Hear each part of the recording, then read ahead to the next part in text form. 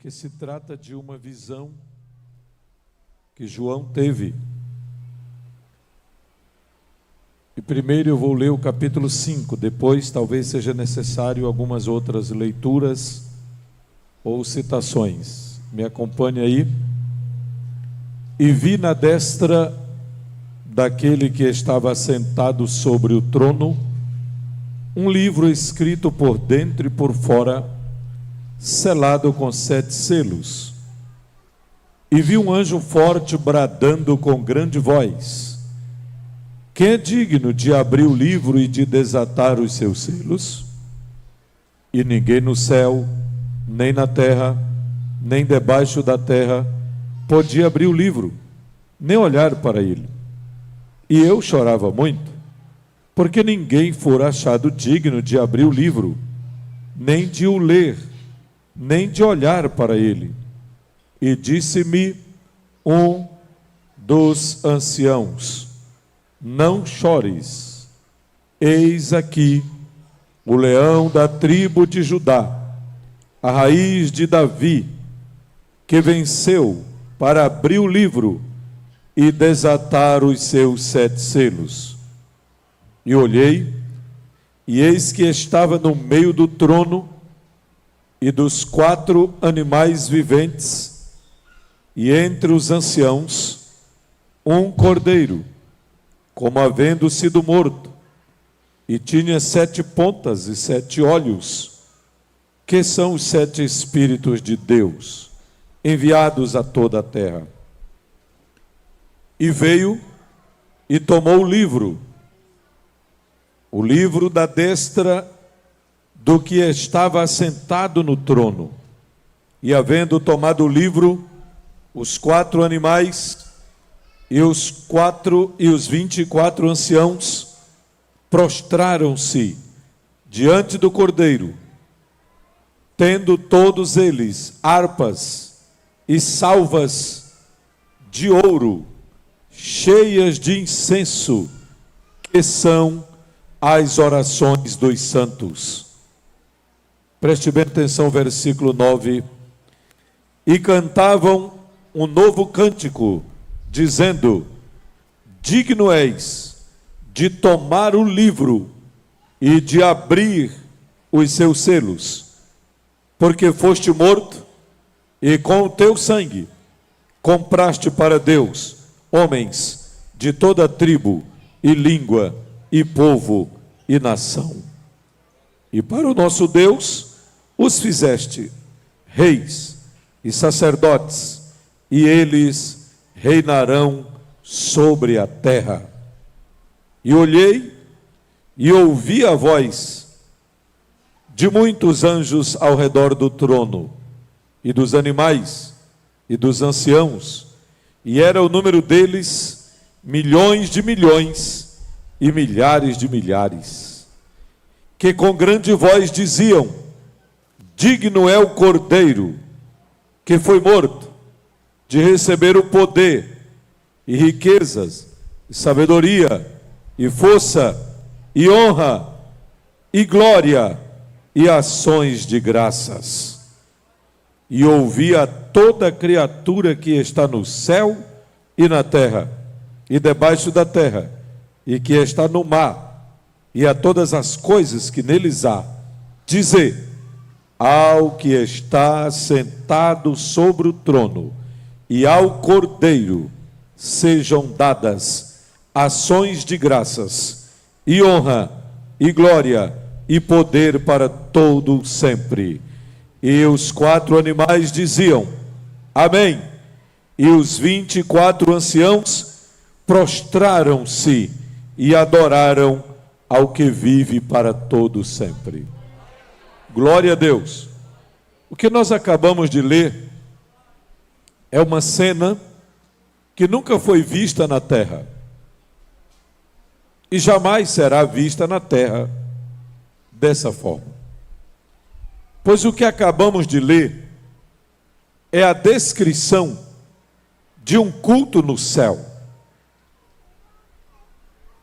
O que acabamos de ler é uma visão que João tem na ilha de Patmos, que fica no mar Egeu, a aproximadamente 92 quilômetros da cidade de Éfeso, onde estava ali o homem de Deus, lançado, jogado pelas autoridades, talvez para ser comido, estraçalhado por alguma fera, ou quem sabe para morrer de fome, pois ele era um preso político, visto que ele havia descumprido, entre aspas, uma ordem daquele império, pois ele havia declarado que além de César, o grande imperador romano,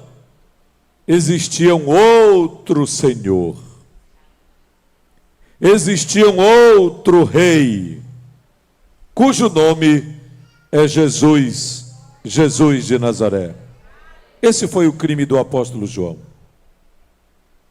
Primeiro, ele foi lançado num caldeirão de óleo fervente, ou fervendo, mas como ainda escapou com vida, sendo ele o mais velho de todos os apóstolos, ou, em outras palavras, de todos os apóstolos, ele era o único que ainda estava vivo, porque Pedro morreu ainda novo, Paulo também, Tiago, Mateus e os demais apóstolos, como André, Felipe e outros, morreram bastante novos ainda. Mas João havia sobrevivido às perseguições e ainda estava vivo no final do primeiro século depois de Cristo, primeiro século da era cristã, ou como alguns contabilizam,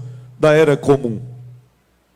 E este homem, estando ainda vivo, ele testemunha o seguinte, e eu gostaria que você me ouvisse, é uma leitura que eu gostaria que você ouvisse, para entender o que ele passa, o que acontece com ele, e qual o privilégio que Deus lhe dá, para ter uma visão do Cristo ressuscitado.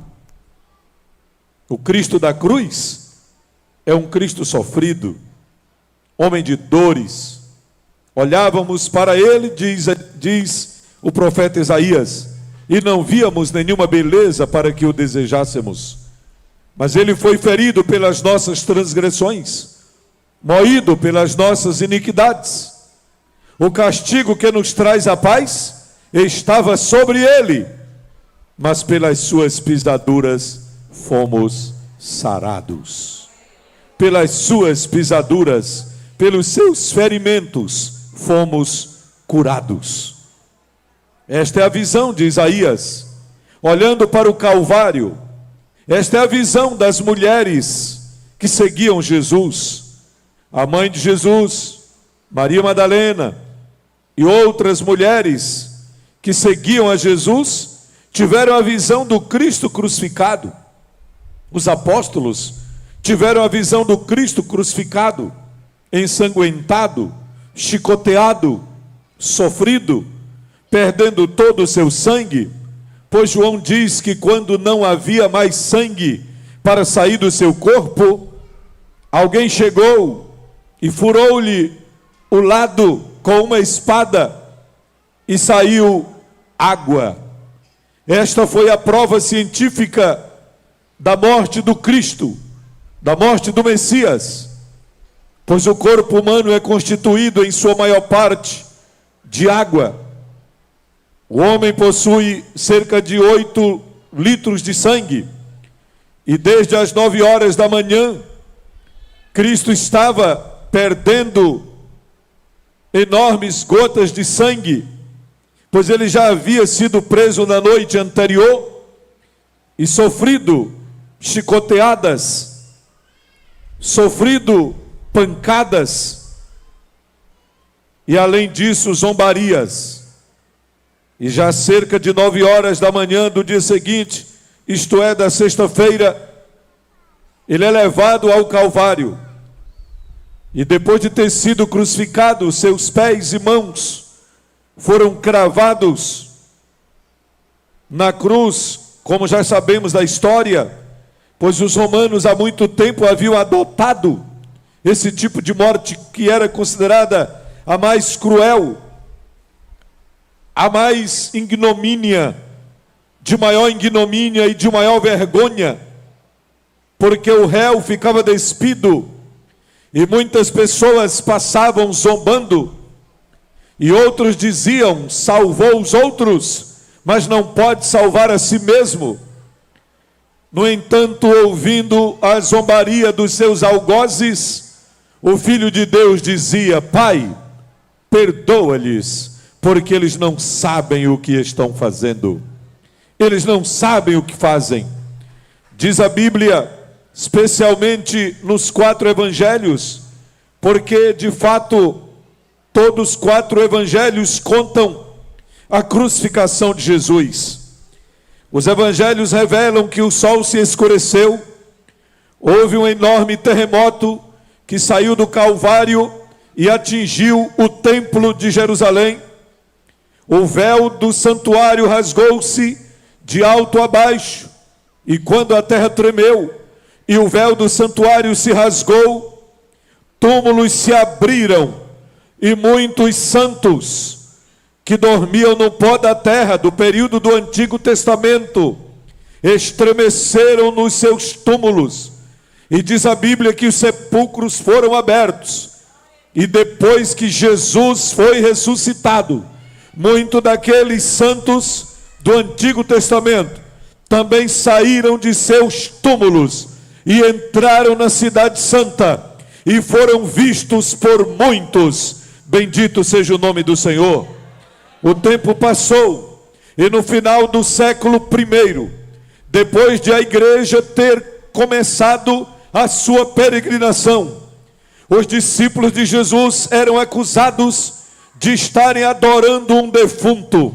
Mas no dia de Pentecostes, Pedro levanta e declara com toda a autoridade: varões israelitas, varões israelenses, varões hebreus, povo de Jerusalém, o que vocês estão vendo acontecer em Jerusalém não é que esse povo está embriagado, mas é que aquele que vocês crucificaram, que vocês mataram em uma cruz, Deus o ressuscitou dentre os mortos. Ele está vivo, e para provar que ele está vivo, o Pai enviou isto que vocês estão vendo e ouvindo, pois este povo está recebendo o cumprimento das profecias de Joel. Nos últimos dias, diz o Senhor, derramarei do meu espírito sobre toda a carne. Vossos velhos terão sonhos, vossos jovens terão visões, e até sobre os meus filhos e sobre os vossos filhos e vossas filhas, vossos servos e vossas servas, derramarei do meu espírito, e aquele que invocar o nome do Senhor será salvo.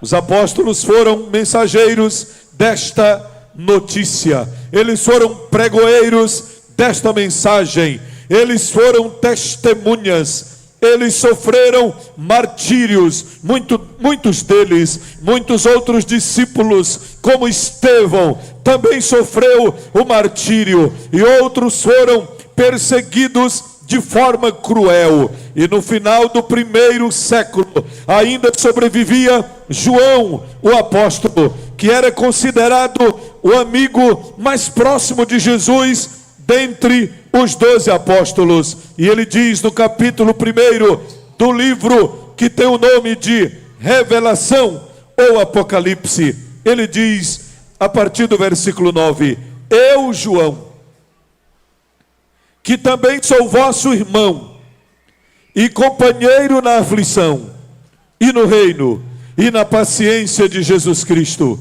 estava na ilha chamada Patmos por causa da palavra de Deus e pelo testemunho de Jesus Cristo. Eu fui arrebatado em espírito, diz João, no dia do Senhor, e ouvi detrás de mim uma grande voz, como de trombeta, que dizia: o que vês, escreve num livro e envia-o às 7 igrejas que estão na Ásia, a Éfeso, a Esmirna, a Pérgamo, a Tiatira e a Sardes, e a Filadélfia e a Laodiceia. E virei-me para ver quem falava comigo, e virando-me, vi 7 castiçais de ouro, e no meio dos 7 castiçais de ouro, um semelhante ao Filho do Homem, vestido até aos pés de uma veste comprida, e cingido pelo peito com um cinto de ouro, e a sua cabeça e cabelos eram brancos como lã branca, como a neve, e os olhos como chama de fogo, e os seus pés semelhantes a latão reluzente, como se tivesse sido refinado numa fornalha, e a sua voz como a voz de muitas águas. E ele tinha na sua mão direita 7 estrelas, e da sua boca saía uma aguda espada de 2 fios, e o seu rosto era como o sol, quando na sua força resplandece. Escute o versículo 17. E eu, quando o vi, caí aos seus pés como morto. Ele, porém, estendeu sobre mim a sua mão direita e me disse: não tenhas medo, eu sou o primeiro e o último, e o que vive. Fui morto, mas eis que estou vivo para todo sempre, e tenho em minhas mãos as chaves da morte e do inferno. Escreve as coisas que tens visto, e as que são, e as que depois destas hão de acontecer. O mistério das 7 estrelas que viste na minha mão direita, e dos 7 castiçais de ouro. As 7 estrelas são os anjos das 7 igrejas, e os 7 castiçais que viste são as 7 igrejas. Bendito seja o nome do Senhor. Por que essa descrição? Para você poder entender o que João viu descrito aqui no capítulo 5. O que João vê, primeiro, é a visão. Ele tem a visão do Cristo que vive para todo sempre. Ele tem a visão do Cristo ressuscitado. Ele tem a visão do Cristo glorificado. Meus irmãos, quando chegarmos no céu, quando nos encontrarmos com Jesus, não teremos a visão do Cristo crucificado, nós só teremos a visão do Cristo que está glorificado, revestido de poder, de glória, de majestade, que vive pelos séculos dos séculos. Porque o seu sangue já foi derramado, o seu sacrifício já foi feito. A cruz está vazia. Mas não é só a cruz que está vazia, o túmulo também está vazio. Bendito seja o nome do Senhor. O túmulo também está vazio. Jesus Cristo vive. Ele testemunhou a João: não tenhas medo, eu sou Jesus, eu que vivo. Estive morto, mas eis que vivo, e vivo pelos séculos dos séculos. Sabe o que Jesus está dizendo a João? Ele não apenas ressuscitou, isto é, ele não apenas voltou a viver por algum tempo. Preste atenção, nos dias do Antigo Testamento, aconteceram algumas ressurreições, como o filho de uma viúva, por exemplo, como um corpo de um soldado que ressuscitou quando quando tocou nos ossos de Eliseu. Também nos dias de Jesus, o filho da viúva de Naim, durante o ministério de Jesus. Lázaro, a filha de Jairo. Estas pessoas que ressuscitaram naquele período, elas apenas voltaram à vida, mas depois envelheceram talvez adoeceram e morreram outra vez, porque elas apenas haviam voltado à vida. Mas o que está acontecendo com Jesus, o que aconteceu com Jesus, e o que ele diz aqui no capítulo 1 de Apocalipse, versículos 17 e 18, é que ele não somente voltou à vida, mas ele triunfou sobre a morte. Ele venceu a morte. Jesus venceu a morte várias vezes.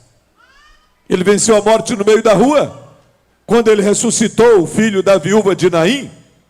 Ele venceu a morte dentro de um quarto, quando ele ressuscitou a filha de Jairo. Ele venceu a morte em um cemitério público, na pequena Betânia, a 3 quilômetros de Jerusalém, quando ele ressuscitou Lázaro, dizendo: Lázaro, vem para fora, e o morto se levantou. E por último, Jesus venceu a morte no seu próprio túmulo, no seu próprio corpo, quando ele venceu e quebrou as algemas da morte, e triunfou sobre a morte no seu próprio corpo, porque o corpo de Jesus não sofreu degeneração, o corpo de Jesus não sofreu decomposição.